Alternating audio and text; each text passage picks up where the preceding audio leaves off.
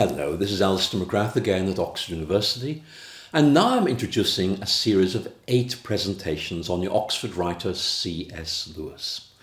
And I find Lewis really interesting, and I want to tell you more about him and to share with you some of the things about him that make him such an important resource in thinking about the Christian faith.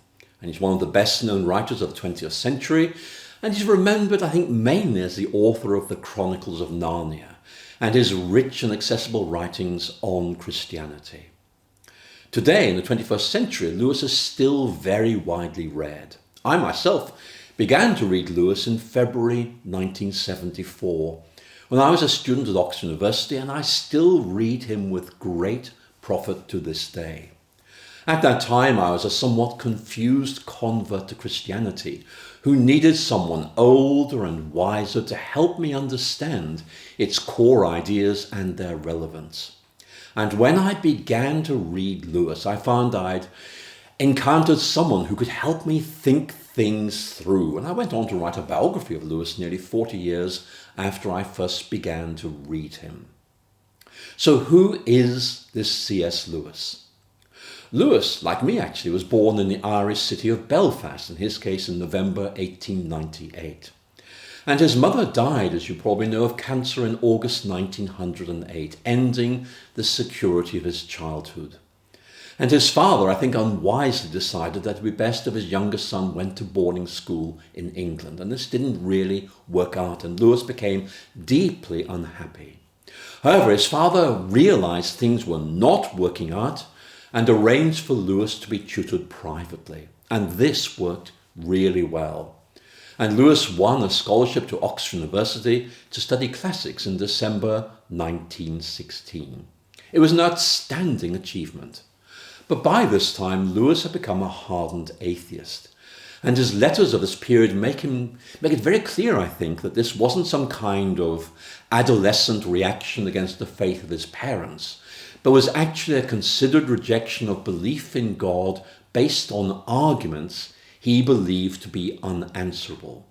No thinking person could believe in God seriously because science had demolished the traditional grounds of faith.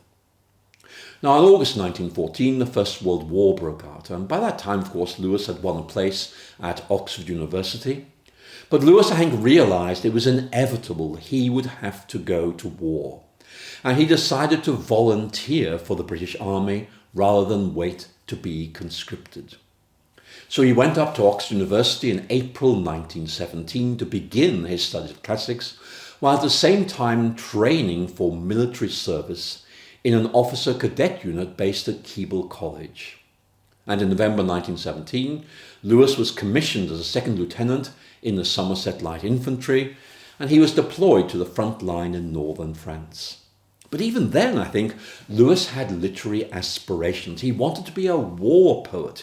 He wanted to be remembered for his poems mocking war and critiquing the idea of God. And he began to write poetry ridiculing belief in God in the light of modern science and the suffering and the trauma of the First World War. And clearly his wartime experiences reinforced his atheism. His poetry rages against a silent, uncaring God who seemed to have no interest in humanity.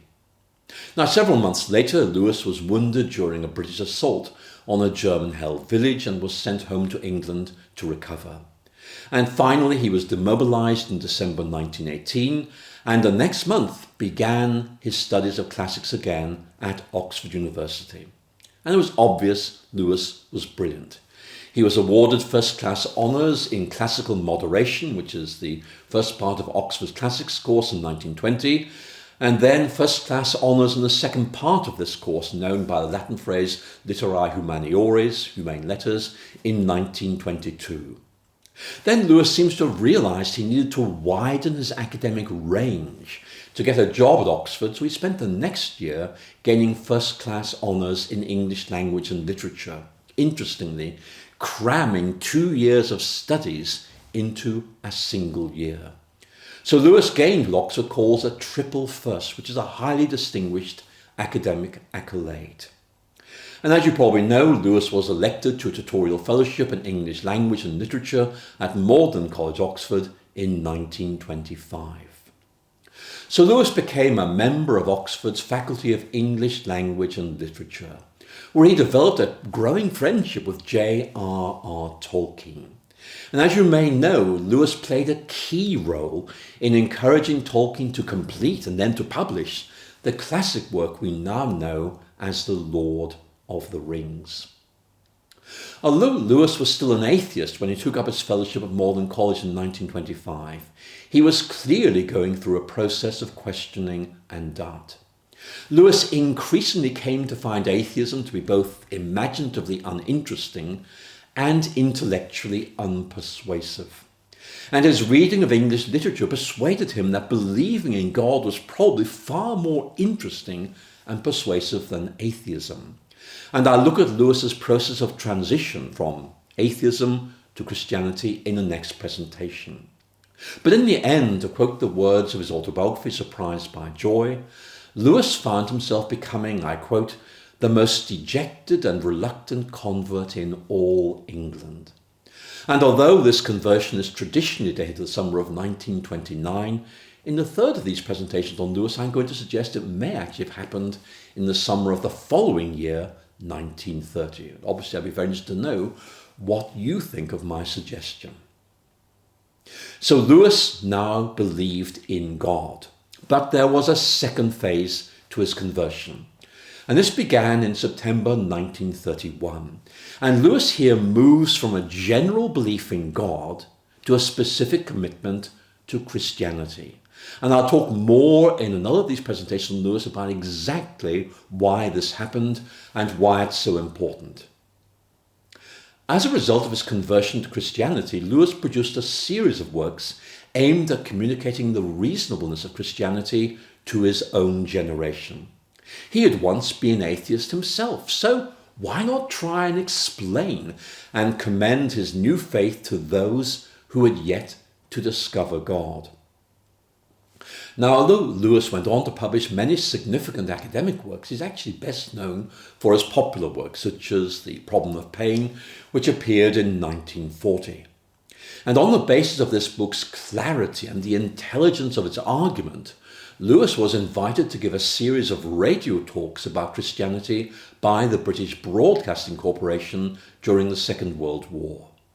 And these talks were so successful, they were so well received, that Lewis was invited to give 3 more series of talks by the BBC.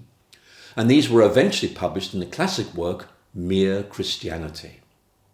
But in 1942, Lewis published the Screwtape Letters, whose wit and insight firmly established Lewis as a leading defender of the Christian faith, especially in the United States. And that reputation was consolidated by later works, including The Great Divorce and Miracles. But in October 1950, the first of the 7 Chronicles of Narnia appeared.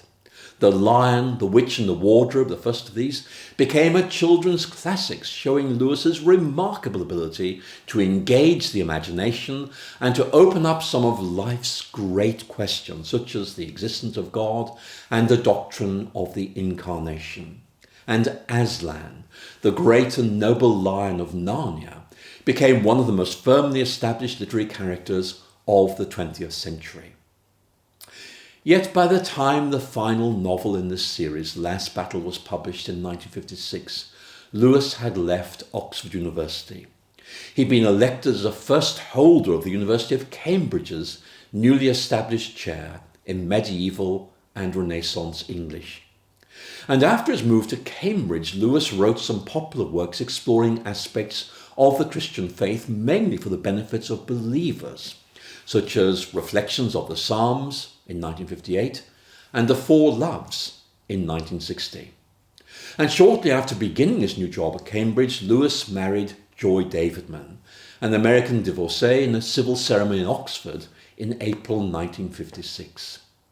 Sadly, it was discovered Davidman had cancer, and the death of his wife in 1960 prompted Lewis to write under a pseudonym, A Grief Observed, now widely cited as one of the finest accounts of the grieving process. And I'll talk more about this book in my final presentation of Lewis in this series.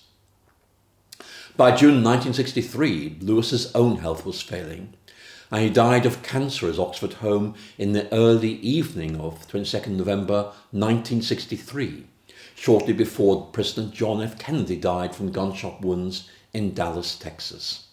And Lewis is buried in the churchyard of Holy Trinity Church at Headington Quarry in Oxford. So, why is Lewis so interesting?